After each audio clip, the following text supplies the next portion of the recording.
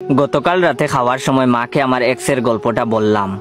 ঘটনাটা এমন হলো যে ব্রেকআপের পর আমার এক্স প্রেমিকার সঙ্গে দেখা দেখেই 2 হাত তুলে হাঁক দিতে তার দিকে দৌড় দিলাম।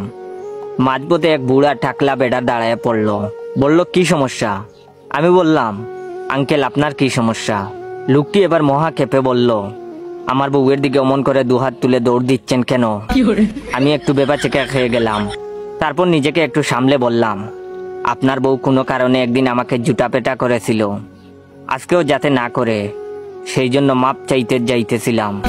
প্রেমিকা সব দেখে শুনে বলল, বাবু বাদ দাও তো, আজকে ফরেন জুতা পরে আসছি, ওইটা দিয়ে ওকে মেরে জুতার অপমান করব না। তখন আমার মা সব শুনে বললেন, বাদ দে। তারপর অনেকক্ষণ আমরা দুজনে চুপচাপ বসে আছি। এরপর হঠাৎ মা বললেন, হারে সত্যি কি ওই মেয়ে তোরে জুতা পেটা করছিল? তখন আমি একটা 32টা দাঁত কেলানো হাসি দিলাম। মা বললেন, ওই মেয়ের উচিত ছিল জুতা দিয়ে পিটায় তোর দাঁত ভেঙে দেওয়ার।